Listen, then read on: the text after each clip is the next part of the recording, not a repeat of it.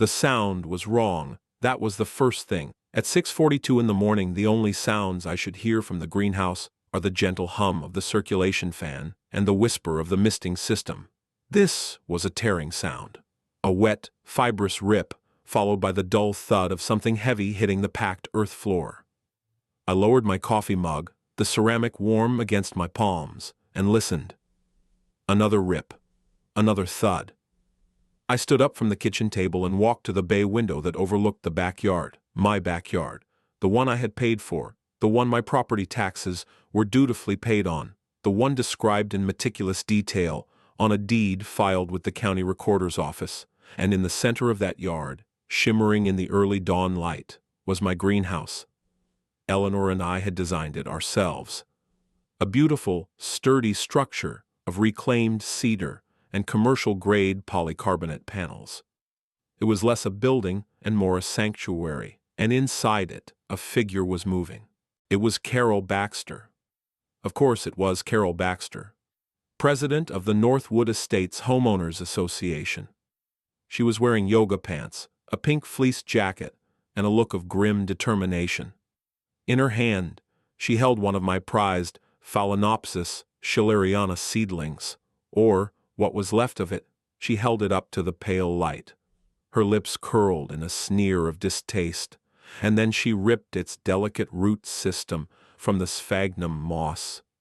Medium. She tossed the mangled plant onto a growing pile on the floor. She had no idea. She had no idea what she was holding. To her, it was a weed, an infraction, an unsightly bit of non-compliance in her grand vision of suburban perfection. To me, it was 3 years of patient cultivation and a direct genetic link to a plant my wife had cherished. I watched her destroy 2 more, a Paphiopedilum Rothschildianum cross that was just a year away from its first bloom, and a tray of Dendrobium noboilcacis. The little pile of green corpses on the floor was starting to represent a significant investment of time, and more importantly, a significant monetary value. I picked up my phone from the counter, unlocked it, and hit the record button. I walked to the back door, slid it open as quietly as I could, and stepped out onto the patio. The air was cool and damp. I did not say a word. I simply stood there, phone held steady, filming her. It took her another 30 seconds to notice me. She was so engrossed in her righteous destruction that the world outside her polycarbonate temple of rage had ceased to exist. When she finally straightened up and turned, she didn't look startled or guilty. She looked annoyed, as if I were the one interrupting her. Finally, she said, her voice sharp and loud in the morning quiet. She gestured with a dirt-smeared hand at the carnage on the floor. You need to get rid of all this. The board had a vote. This commercial operation is in violation of Section 14, subsection C of the bylaws. All non-approved structures and associated materials must be removed. I remained silent. I kept the phone steady, making sure her face, her hands, and the pile of dead orchids were all in the frame. Her annoyance deepened. Did you hear me? I said you have to tear this down. We've been very patient. You've received the notices. She took a step towards the greenhouse door, which was hanging slightly ajar. I noticed the splintered wood around the simple latch. She had forced it. This is a final warning. Fines will be assessed daily, starting at $500. If you refuse, a lien will be placed on your property. We will foreclose. Do you understand me, Mr. Miller? I lowered the phone just enough to meet her gaze. I took one slow sip of my coffee. It had gone lukewarm. I said nothing. My silence was a vacuum, and her brand of personality abhorred a vacuum. She had to fill it with more words, more threats. I am the president of this HOA, she declared, puffing out her chest slightly. It was a statement she made often, as if the title itself bestowed upon her the powers of a sovereign. I have a fiduciary duty to protect the property values of this community, and this, she kicked at a discarded pot, is a blight. It's over. Take it down by the end of the week. She brushed her hands together, a gesture of finality, and marched out of the greenhouse, past me, and straight through my side gate, which she left swinging open. She did not look back. I stopped the recording and saved the file. I walked into the greenhouse, the scent of bruised leaves and damp earth thick in the air. I knelt and picked up the ruined Schilleriana. Its leaves were still supple, but its roots, the life of the plant, were shattered. On paper, this was vandalism. It was trespassing. It was the destruction of private property. But I knew, with a certainty that was cold and hard and clear, that it was much more than that. I am a man who deals in definitions, in statutes, in the precise language of regulations. And Carol Baxter, in her fit of performative tyranny, had just crossed a line she didn't even know existed. She had no idea she had just committed a crime against agriculture. But before I tell you what I did next, I should probably explain how a reasonable man comes to have his prized orchids destroyed by the president of his homeowners association at 6:42 on a Tuesday morning. It wasn't a sudden escalation. It was a slow, creeping siege that had been going on for 2 years. And my story, like most stories involving conflict, begins with a loss. My wife Eleanor passed away 4 years ago. We had been married for 35 years. I was a lawyer, specializing in agricultural law and compliance for a large cooperative. It was a job of details, of parsing state and federal statutes, of understanding the intricate dance between land use, commerce, and regulation. It was a profession that suited my temperament. I am patient. I am meticulous. I believe in process. Eleanor used to say I had a mind like a filing cabinet, a trait she found both endlessly amusing and, when she needed to find a specific warranty or receipt from 5 years prior, incredibly useful. She was the opposite. She was color and warmth and impulse. She was the one who decided we should build the greenhouse. We lived in a quiet subdivision that was, at the time, governed by a fairly relaxed and mostly dormant HOA. We bought the lot because it was larger than the others, backing onto a small green belt. For a garden, she had said, and I, of course, had agreed. The greenhouse was her passion project. We got the permits from the county. No problem. We filed the plans. It was a beautiful, non-permanent structure that met every single code. For years it was our shared world. I handled the structure, the mechanics, the systems. She handled the life within it. Her specialty was orchids. She loved their stubborn, particular nature, their exotic beauty. They were, in many ways, just like her. When she got sick, the greenhouse became my responsibility. Learning the needs of each plant, the precise humidity for the vandas, the specific light for the cattleyas, was how I stayed connected to her. After she was gone, it became my sanctuary, a quiet, living memorial. I continued her work, even expanding it. I began cultivating rarer species, trading with a small, dedicated community of collectors online. It wasn't a business, not in a real sense. It was a serious hobby that occasionally paid for its own supplies. I reported the small income on my taxes, of course. I'm a man who believes in paperwork. I kept the receipts. Then, 2 years ago, Carol Baxter and her husband moved in. They came from a newer, more regimented development on the other side of town, and they brought their ideas of order with them. Carol saw our sleepy, disorganized HOA not as a feature, but as a bug. She saw a power vacuum, and she filled it. She ran for president on a platform of restoring property values and enforcing the standards we all agreed to. Enough people, worried about a neighbor's peeling paint or a lawn gone to seed, voted for her. And so, the reign of beige began. The first notices were for trivial things. Mr. Henderson down the street was cited for his prize-winning rose bushes, which were apparently not a pre-approved shrub variety. The family on the corner was fined because their children's basketball hoop was left out overnight. Mailboxes had to be a specific shade of taupe. Holiday decorations could only be displayed within a 14-day window. Each notice was a small poke, a tiny assertion of her new authority. Most people like me grumbled, but complied. It was easier than fighting. I painted my mailbox. It was a small price to pay for peace. I paid the $125 fine I received for leaving my recycling bin out 3 hours too long. I didn't argue. I just paid it and filed the notice and the canceled check in a new manila folder. The folder was labeled simply HOA. It was about a year into her presidency that her gaze fell upon my greenhouse. It began with an email. "Concerned neighbor," the subject line read. She wrote that the greenhouse was a non-conforming structure and that several anonymous neighbors had complained about its appearance.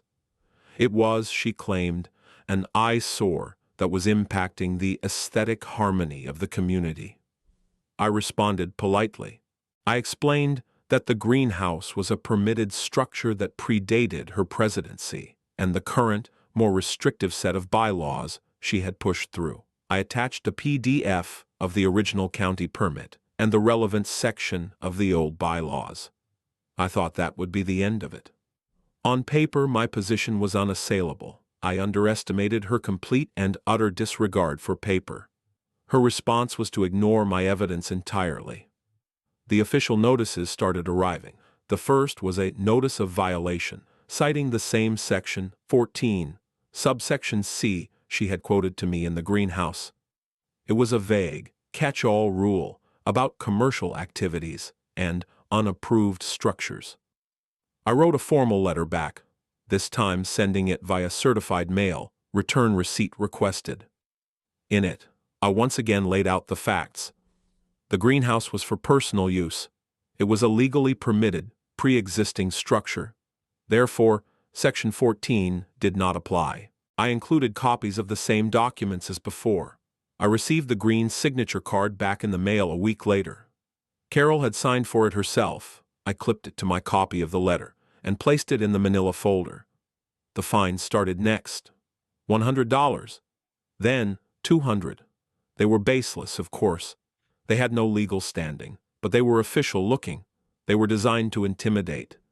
Each time a fine arrived, I would draft a new letter, referencing the previous correspondence, and send it certified mail. And each time I would add the new documents to the folder. The folder was getting thicker. I never paid the fines. To pay would be to acknowledge their legitimacy. I was building a record of harassment, a paper trail of her escalating obsession. I also started talking to my neighbors. Quietly, Mr. Henderson, the rose enthusiast, told me she had threatened to have his bushes professionally removed and bill him for it. The young couple with the basketball hoop had been fined nearly $1,000 before they finally gave up and took it down. I learned of a disillusioned board member, the treasurer, Susan, who was growing increasingly alarmed at Carol's unilateral actions and her willingness to expose the HOA to legal risk. Every conversation, every story of petty bullying was a piece of the larger picture. Carol wasn't enforcing rules. She was exercising power for the sake of it. My greenhouse, a structure she could see from her own kitchen window, became her white whale. It was a symbol of defiance, a quiet, cedar-framed monument to a time before her rule, and she could not stand it. Which brings us back to the morning of the destruction. Standing in the ruins of my orchids, I knew the passive phase of my strategy was over. She had escalated from paper threats to physical action. She had trespassed. She had destroyed property. She had given me the final, undeniable piece of evidence I needed. The time for writing letters was over. Now it was time to get to work. I went back inside, washed my hands and poured my cold coffee down the sink. I made a fresh pot. Then I sat down at my desk, not the one in the kitchen, but the one in my home office. This was my professional space. It was organized, methodical, and calm. I pulled the HOA folder from my filing cabinet. It was nearly 2 inches thick. I laid it on the desk next to a yellow legal pad. The first thing I did was take the SD card from my phone and copy the video file of Carol's rampage to my secure hard drive. I backed it up to the cloud. I then renamed the file with the date, time, and a simple description. Baxter.trespass.vandalism. Evidence must be preserved. My mind, trained by decades of legal practice, began to assemble the case. It wasn't about emotion. It wasn't about the violation of Eleanor's memory, though that was a deep, cold ache in my chest. It was about the facts. On paper. Fact 1. Trespassing. Carol Baxter knowingly entered my property without permission. The video was clear. My property lines are clearly defined in the county plat map, a copy of which was in the folder. Fact 2. Destruction of property. She willfully destroyed my property. The video was, again, undeniable. The next step was to quantify the damage. This was more complex than a broken window. These were not just plants. They were specific, cultivated varieties with established market values. Among collectors, I opened a spreadsheet. I listed each plant I could identify from the pile of debris. The Phalaenopsis schilleriana, the Paphiopedilum rothschildianum, the tray of Dendrobium caecus. I went online to the forums and seller sites I frequented. I found recent sales records for comparable specimens. A mature P. rothschildianum could fetch upwards of $1,000. A flowering size schilleriana, $500. The caecus, $50 each. I documented everything, saving screenshots of the sales pages, creating a clear chain of valuation. The initial tally was shocking, even to me. It was over $5,000 in direct replacement cost. But that was just the beginning. My legal mind was digging deeper. An HOA president is typically protected from personal liability by something called the business judgment rule, which assumes they are acting in good faith, and the HOA itself is protected by its corporate status and directors and officers' insurance. To win, I couldn't just sue the HOA. I had to pierce the corporate veil. I had to prove that Carol was not acting in good faith, that she was acting with malice, or for personal reasons, or in a way that was so reckless it constituted gross negligence. My folder was a goldmine. Her complete refusal to acknowledge the certified letters containing proof of the greenhouse's legal status was strong evidence. She had been put on notice. She knew, or should have known, that her actions were baseless. Continuing to fine me, and then escalating to physical destruction, was not a good faith enforcement of the rules. It was a personal vendetta. The manila folder was no longer just a collection of annoyances. It was a meticulously documented history of malicious prosecution. And then, the thought that had been percolating in the back of my mind, since I saw her rip that first seedling, came to the forefront. The bombshell. I swiveled in my chair and pulled a heavy book from the shelf. State of Our State Agricultural Statutes. I had spent my career in books like this. I knew them intimately. I flipped to the section on the Right to Farm Act. Most people think these laws are just for giant corporate farms. They're not. They are designed to protect any legitimate agricultural operation from nuisance lawsuits and restrictive local ordinances. The key is the definition of agricultural operation. I ran my finger down the page. The statute defined it broadly: the production of floriculture, horticulture, and any other non-traditional agricultural products. It didn't specify a size. It didn't require a 100-acre field. It just required production. I had been selling a small number of my rare orchids online for 3 years.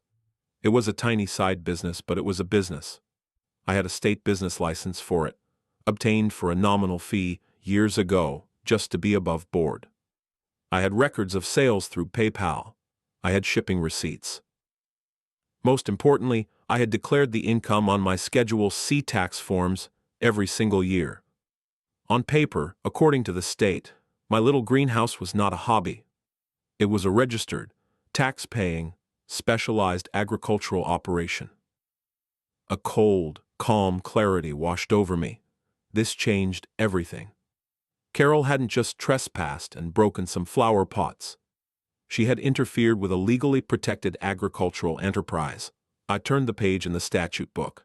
My eyes found the section on damages, and there it was, the beautiful, brutal language of the law. Any person who willfully and maliciously interferes with an agricultural operation shall be liable for actual damages, consequential damages, and punitive damages up to 3 times the value of the actual and consequential damages. Treble damages. I leaned back in my chair, The $5,000 figure for the plants was just the start. That was actual damages. Consequential damages would include the lost potential income from those plants over the next several years as they matured. The P. Rothschildianum was 2 years from blooming. Its first bloom seedlings were a hot commodity. I could project that loss. I could also claim the cost of repairing the greenhouse door and installing a security system. The total was climbing. 10,000, 15,000. Now multiply that by 3. She had no idea. She thought she was tearing up weeds in a suburban backyard. In the eyes of the law, she had stormed into a farm and destroyed the crops. I spent the next 2 hours building the spreadsheet. I documented the age of each plant, its growth rate, its projected maturation date, and the market value of its offspring or blooms, citing sources for every number. I calculated the cost of my own labor based on a reasonable horticulturalist's wage that had gone into each plant. I was no longer an aggrieved homeowner. I was an agricultural economist, calculating a crop loss report. The final number at the bottom of the spreadsheet was $184,752.16. It was a breathtaking number. It was also a completely defensible one, on paper. My next call was to my old colleague, David. He'd been my paralegal for 20 years before I retired. He was younger than me, sharper on the digital side of things, and trusted him implicitly. "David," I said when he answered, "I need a favor." "Anything for you, Frank," he said. "Don't tell me you're finally ready to write that book on water rights." "Something a bit more domestic," I said. "I'm sending you a file, it's a video. I need you to look at it and then look at a statute I'm going to send you. I need a second set of eyes to make sure I'm not crazy." I emailed him the video file, a link to the state's Right to Farm Act, and a brief summary of the situation. I didn't include my damage calculation. I wanted his honest assessment first. An hour later, he called back. His voice was different. It was the voice he used when we had found a fatal flaw in an opponent's case. "Frank," he said slowly, "oh, she is in so much trouble. You have her dead to rights, trespassing, destruction of property, but the ag statute, that's a nuke. Do you have the paperwork to back up the agricultural operation claim?" "Every scrap," I said. "Business license, tax returns, sales records." "Then it's not a lawsuit, it's a collection action," he said, a note of awe in his voice. "You're not asking a jury to believe you, you're just showing them the receipts." Literally. His validation was the final confirmation I needed. My course was set. I wasn't going to send another letter. I wasn't going to attend an HOA meeting and argue. I was going to compile a file, hand it to a litigator, and let the process I had dedicated my life to run its course. The quiet professional was going to work. The first knock on my door came later that afternoon. I expected it to be the police, summoned by Carol to lend official weight to her fabricated narrative. And I was right. I opened the door to find 2 sheriff's deputies on my porch. One was older, with the weary look of a man who had seen every possible permutation of neighborly disputes. The other was young, barely out of his 20s, with a crisp uniform and an alert, assessing gaze. Behind them on the sidewalk stood Carol. She had changed into a sensible blazer and was pointing at my house, her face a mask of civic concern. "That's him, officers," she said, her voice carrying across the lawn. "That's the man who is running an illegal commercial business out of his home in violation of zoning and HOA covenants." The older deputy sighed, a barely audible puff of air. "Sir," he said to me, his voice flat, "we received a call about a disturbance and a potential code violation."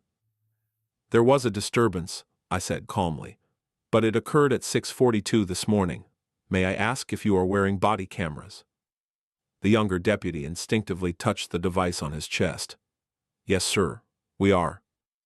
"Good," I said. "For the record, my name is Frank Miller.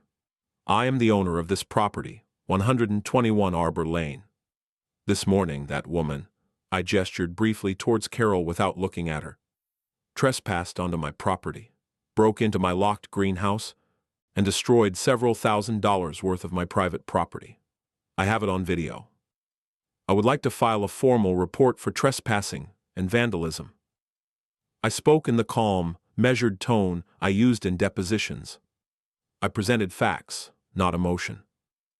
The older deputy's expression didn't change, but the younger one's eyes flickered towards Carol, a new light of questioning in them. Carol sputtered from the sidewalk, "That's a lie. I am the HOA president. I was performing an inspection. He's the one breaking the law. His structure is illegal. Ma'am, please let me handle this," the older deputy said, not unkindly. He turned back to me.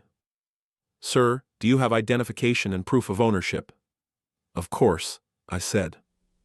I stepped back inside for a moment and returned with my driver's license and a copy of my property deed.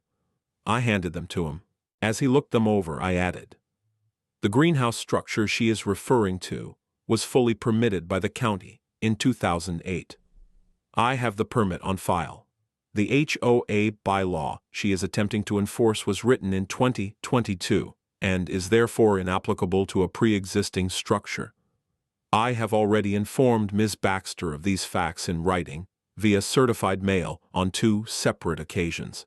Every statement was a brick laid carefully on top of the last." The younger deputy was now looking at Carol with open skepticism. Her performance of righteous indignation was starting to look like what it was: a performance. The older deputy handed my documents back. "Okay, Mr. Miller. This sounds like a civil matter between you and your HOA." "It was a civil matter," I corrected him gently. "It became a criminal matter this morning when she forced entry and destroyed my property. As I said, I have video evidence. I wish to press charges." "He's threatening me," Carol shrieked. "Officers, are you hearing this? He's harassing me." The deputy turned his head slowly. "Ma'am, you are on a public sidewalk. He is on his property. No one is harassing you." "Right now, this is a he said, she said. If you have a complaint about his property, the proper channel is through county code enforcement, not by entering his property yourself." He turned back to me. "Sir, I will give you an incident number. You can provide your video to the Detectives Bureau if you wish to pursue it." He gave me a card with an incident number written on it. I thanked him. As they walked back to their car, I heard the younger deputy say quietly to his partner, "She broke into his greenhouse, and then she called us?" The older one just shook his head. I closed the door. The incident card went into the manila folder. The police report, which I would request a copy of in the morning, would create another official, third-party record of the events. It corroborated my timeline. It documented her false accusations. It was another perfect piece of paper. The second knock on my door came that evening. It was Mr. Henderson from down the street, the rose gardener. He was a small, nervous man in his 70s, and he was clutching a worn baseball cap in his hands. "Frank," he said, his voice low, "I saw the sheriff here earlier. Is everything all right?" "Everything is proceeding according to a process, George," I said, inviting him in. "Carol escalated things this morning." I told him what had happened. As I spoke, a flicker of something I hadn't seen in him before, anger, ignited in his eyes. He had been a target of Carol's for 2 years. He had spent hundreds on fines for his non-compliant roses, plants that had won awards at the county fair. "That woman," he whispered, shaking his head. "She's a tyrant, a little tin pot dictator in yoga pants." He looked up at me. "I want to help. I don't know how, but I want to help." "Do you have records of the fines she levied against you, George?" I asked. "Every single one," he said, "and the letters, and the pictures she took of my garden from the street." "Did you ever attend the board meetings where she discussed these things?" He nodded. "A few. It was pointless. She just talks over everyone. Her husband is the vice president, and the secretary just does whatever she says." He paused, his eyes widening slightly.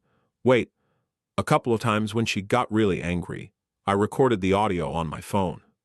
Just so I'd have a record of what she actually said, not what she put in the minutes later." Is that legal?" This is a one-party consent state, George, I said, feeling a surge of quiet excitement. As long as you were part of the conversation, you can record it. You, my friend, may have just provided evidence of a pattern of behavior. He went home and came back 20 minutes later with a USB stick. It contained the audio files. It also contained photos of the nasty, anonymous notes she had left in his mailbox about his roses. He was the fearful ally, the first crack in her wall of perceived community support. The final piece of the coalition fell into place the next day. I received a discreet email from an anonymous address. I heard what happened. It read, "I think you should know that the board did not vote to authorize Carol to enter your property. She did that on her own. She told us she was just going to perform a final inspection from the property line. I am the HOA treasurer. Our D&O insurance policy has a specific exclusion for criminal acts and malicious damage. She was warned not to do this by our own counsel. I have the minutes from that executive session. Let me know if they would be useful."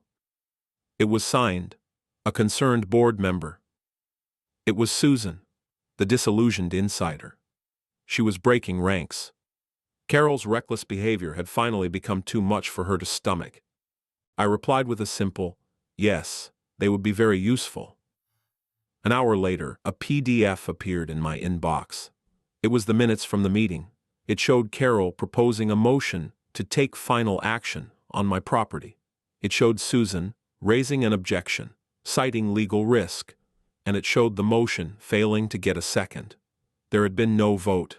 Carol's entire justification, the one she had shouted at me in the greenhouse, was a lie. She had not been acting as an agent of the HOA. She had been acting on her own. This was the key. This was the document that cleanly severed her from the protection of the HOA's corporate shield. Her actions were not a result of a bad business judgment. They were the result of her ignoring a formal decision of the very board she presided over. I added the PDF to my master file. I now had her on video committing the act. A police report documenting her false claims. A witness to her pattern of harassment. And internal HOA documents, proving she had acted alone and against counsel. The case was no longer just a strong one. It was airtight. It was a hermetically sealed vessel of legal fact. Carol, however, was not one to retreat. When cornered, she attacked. 2 days later, every homeowner in the subdivision received a letter. It was printed on HOA letterhead, a special emergency notice.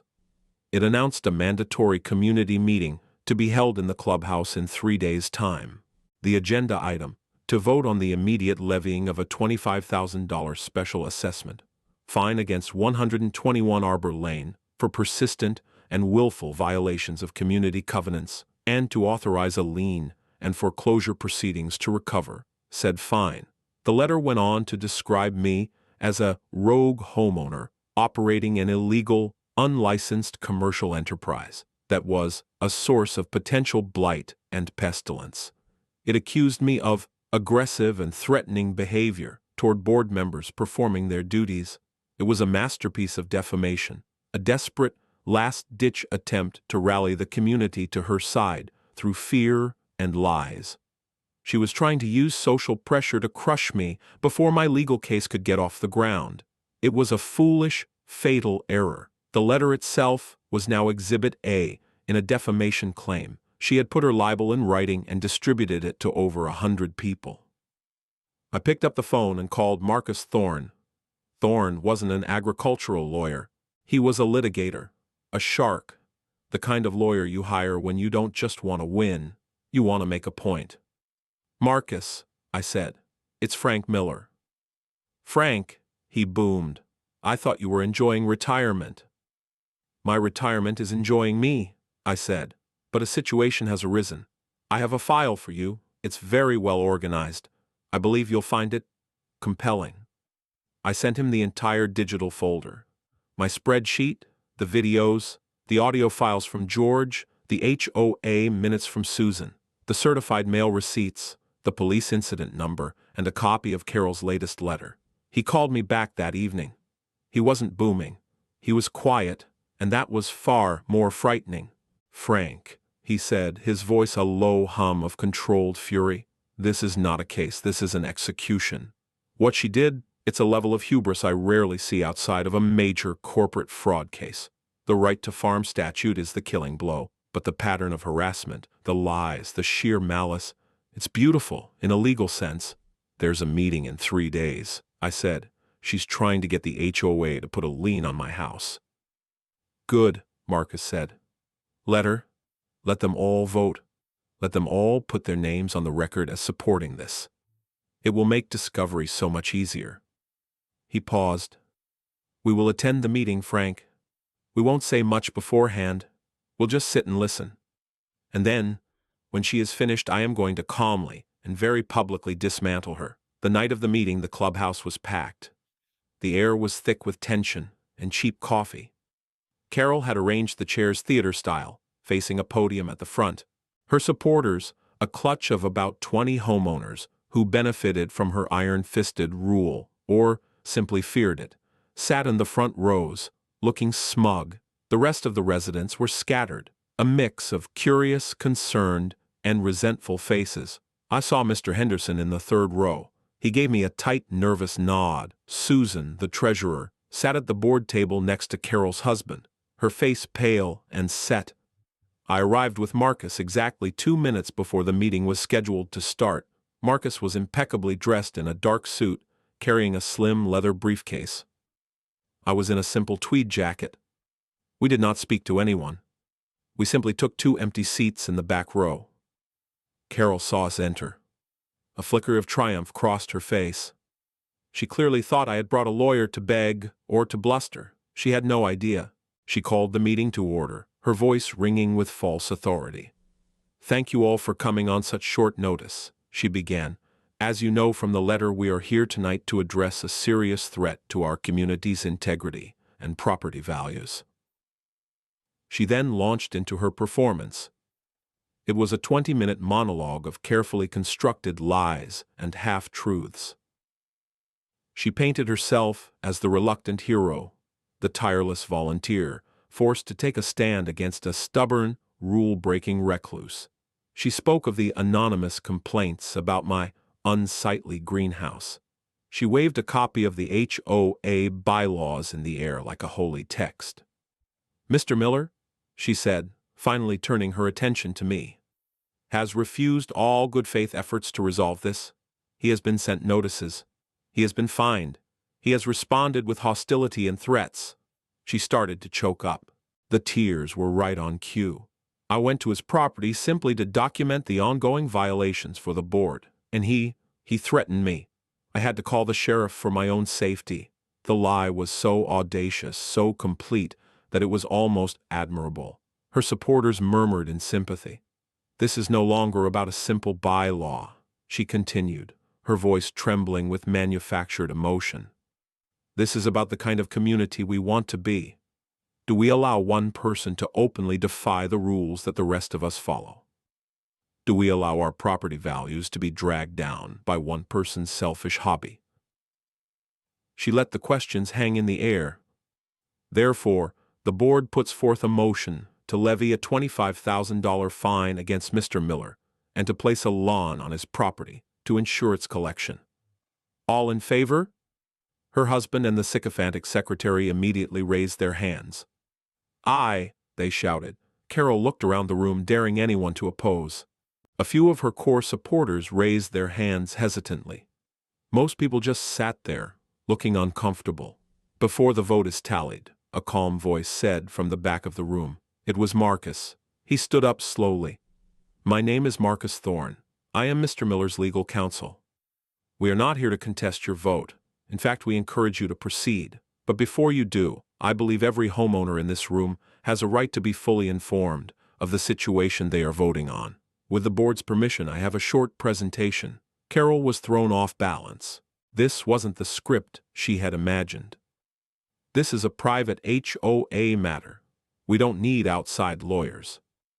"On the contrary," Marcus interrupted smoothly. "Since the motion on the floor involves a potential lien, it is very much a legal matter. And since the HOA's own funds, and by extension, every one of your dues will be at risk, I would think you'd want to hear it. I've brought my own projector. Before Carol could object, Susan, the treasurer, spoke up. I think we should hear him out, she said, her voice shaking but firm. As the treasurer, I believe we need to understand any potential financial liabilities. Checkmate. Carol glared at Susan, a look of pure venom, but she was trapped. To refuse would look like she was hiding something. Fine, she snapped, but make it quick. Marcus set up a small projector on a table and aimed it at the blank wall beside the podium. The first slide appeared. It was a high-resolution scan of my property's plat map from the county records office. This, Marcus began, his voice filling the suddenly silent room, is Mr. Miller's property. As you can see, the boundaries are clearly delineated. The greenhouse in question is located here. He used a laser pointer. Well, within those boundaries. Click. The next slide. A copy of the county stamped permit for the greenhouse, dated 2008. This is the building permit for the structure. It was approved by the county more than a decade before the current HOA covenants were even drafted, making it a legal, grandfathered structure, exempt from the rules Ms. Baxter is attempting to apply. Click. The next slide. A collage of images. The green certified mail return receipt cards, all signed by Carol Baxter. These are the receipts for the multiple certified letters Mr. Miller sent to Ms. Baxter, informing her of these facts. This proves she was put on notice, that she was aware the structure was legal, and that her continued actions were not a matter of ignorant enforcement, but of willful disregard for the facts. A low murmur went through the room. People were starting to shift in their seats. Carol's face was hardening. Click. The next slide. It was a still frame from my video, a crystal-clear image of Carol, her face contorted in a sneer, ripping the roots from one of my orchids. The date and timestamp were clearly visible in the corner. 6:42 a.m. A collective gasp went through the room. This wasn't an inspection. This was a raid. This is a photo from a video taken by Mr. Miller on the morning in question, Marcus said, his voice cold as ice. It shows Miss Baxter having forced entry into a locked structure on private property, willfully destroying Mr. Miller's personal property. Click. The next slide. The minutes from the HOA executive session, provided by Susan. Marcus highlighted the section showing the motion to take action had failed, and this, from your own records, shows that Miss Baxter was not, as she claimed, acting on behalf of the board. She was acting as a rogue agent, in direct opposition to the board's decision. This is critical because it means Miss Baxter is not protected by the HOA's insurance or the business judgment rule. She is personally liable for her actions. Carol was white as a sheet. Her husband was staring at the screen, his mouth slightly open. And what, Marcus continued, are the consequences of those actions? Click. The bombshell slide. The text was simple. State of our state, Right to Farm Act, Statute 823.14. No one in the room knew what that meant, but the tone in Marcus's voice told them it was important. Click. The next slide. A copy of my state business license for Miller's Rare Orchids, and below it, copies of my Schedule C tax forms for the last 3 years. Mr. Miller's greenhouse is not a hobby. It is a state-registered, tax-paying, specialized agricultural operation, fully protected under state law. Marcus let that sink in for a moment. He walked closer to the screen. The Right to Farm Act is designed to protect farmers from this exact kind of harassment. And it has very, very sharp teeth. It states, he paused, letting his gaze sweep across the stunned faces, that anyone who willfully interferes with an agricultural operation is liable not just for the cost of the damages, but for punitive damages of up to 3 times that amount. Click. The final slide. It was my spreadsheet. A long, itemized list of Latin plant names and dollar amounts. At the bottom, in large, red font, was the total. $184,752.16. The silence in the room was absolute. It was a silence so deep you could hear the hum of the projector's fan. No one was looking at the screen anymore. Everyone was looking at Carol Baxter. The mask didn't just drop, it shattered. The performative confidence, the righteous indignation, the civic concern, it all evaporated in an instant. What was left was the raw, naked panic of someone who has just realized they have made a catastrophic, life-altering miscalculation. Her face went from white to a blotchy, mottled red. A small, involuntary sound escaped her lips, a tiny squeak of pure terror. She knew. She didn't understand the specifics of the statute, but she understood the number on the screen. She understood the words, "personally liable." "A lawsuit will be filed tomorrow morning," Marcus stated, his voice now devoid of all emotion. "It will name Ms. Carol Baxter as the primary defendant, seeking the full $184,000 in damages, plus legal fees. It will also name the Northwood Estates HOA as a co-defendant for enabling and fostering a climate of harassment. However, if the HOA board wishes to mitigate its own liability, it has a very small window in which to act." He looked directly at Susan and the other two board members. "My advice would be to publicly and formally censure Miss Baxter, remove her from the board immediately, and rescind every fine she has ever issued." That would be a good start. He clicked the projector off. The room was plunged back into the dim light of the clubhouse. "As for the motion on the floor," Marcus said, walking back to his seat, "please, by all means, vote." No one moved. The motion to fine me and lien my property hung in the air, dead. After a long, excruciating silence, Susan, the treasurer, cleared her throat. Her voice was steady now, infused with a newfound strength. "I move to table the current motion indefinitely," she said. There was a flurry of eyes. "And," she continued, standing up and looking directly at Carol, "I move for the immediate removal of Carol Baxter as president of the Northwood Estates HOA on the grounds of gross negligence, malicious action, and exposing this board and this community to catastrophic legal and financial liability." Mr. Henderson, from the third row, shouted, "Second." The collapse was total. Carol just stood there, swaying slightly, her face a blank canvas of shock. Her husband tried to object, but his voice was drowned out by a chorus of people calling for a vote. The spell was broken. The fear was gone. The quiet majority who had been cowed by her for 2 years had finally found their voice. The aftermath was swift and clinical. Much like the lawsuit itself, the HOA's insurance carrier took one look at Marcus's file and the video of Carol in the greenhouse and immediately entered into settlement negotiations. They knew a jury would be appalled. They settled for the full amount of the agricultural claim, plus all of my legal fees. The HOA's portion was covered by their policy, but it came with a massive premium increase and a demand that they completely overhaul their bylaws and board procedures. Carol was not so fortunate. The D&O policy, as Susan had correctly pointed out, had a clear exclusion for malicious acts and criminal behavior. The insurance company denied her coverage. She was on her own. The lawsuit against her personally proceeded. Faced with the undeniable video evidence and the mountain of documentation, her lawyer advised her to settle. She was forced to pay a significant sum out of pocket, a number that represented a huge chunk of her and her husband's net worth. They had to take out a second mortgage on their house, the very house whose property value she claimed to be protecting. The social fallout was just as brutal. She was, of course, overwhelmingly voted out as president at that first meeting. Susan was elected interim president, and Mr. Henderson was voted onto the board.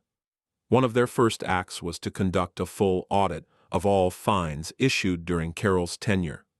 Every fine for basketball hoops, for the wrong color mailbox, for prize-winning roses, was rescinded and the money refunded with a formal letter of apology from the board. Carol and her husband became pariahs. The supporters who had clustered around her melted away, not wanting to be associated with her toxicity and her spectacular downfall.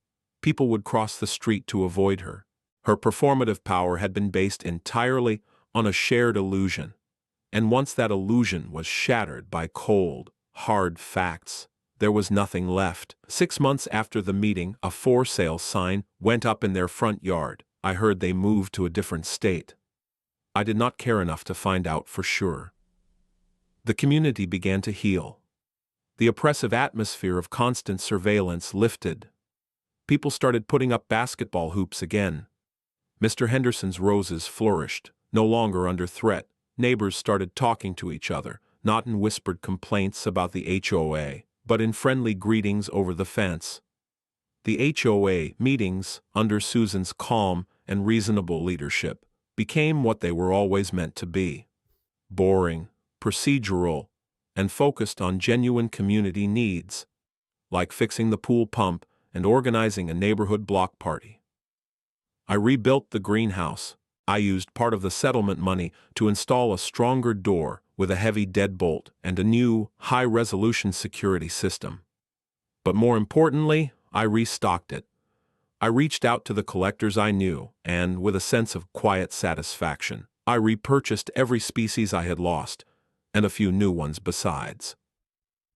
The benches filled with green life again. Sometimes in the early morning, I sit at my kitchen table with my coffee, just as I did on that fateful day. I look out at the greenhouse, its panels glowing in the dawn. I think about the nature of rules. Carol saw them as weapons, as tools to enforce her will and create a world that looked the way she thought it should. She was fundamentally incurious about whether the rules were just or fair or even legally valid. She cared only for the power they gave her, but that's not what rules are for. I've spent my life with rules, with statutes and contracts and bylaws. They are not meant to be instruments of tyranny. They are meant to be the architecture of order. They are the quiet, invisible framework that allows a society, or even a small suburban neighborhood, to function with a degree of predictability and fairness. They are the walls that protect a person's quiet sanctuary from the arbitrary whims of those who would tear it down. In my office, the manila folder labeled HOA is gone. It has been replaced by a single, slim, red leather portfolio. Inside it are only 3 documents: a copy of the final settlement agreement, a canceled check from the insurance company, and the original county permit for the greenhouse, dated 2008. It's my own little paper trail, a quiet testament to the fact that a well-documented truth is more powerful than the loudest lie. I finished my coffee and walked out to the greenhouse. The air inside was warm and humid, smelling of life and earth and patience. I checked on a new seedling, a tiny phalaenopsis just beginning to put out its second leaf. It was a fragile thing, but its genetics were strong and its environment was now secure. I pulled the heavy door shut behind me, and with a satisfying, solid click, I turned the key in the new deadbolt. The sanctuary was safe. The order was restored, and the peace, the deep, quiet peace that Eleanor and I had sought in this small corner of the world, was finally mine again.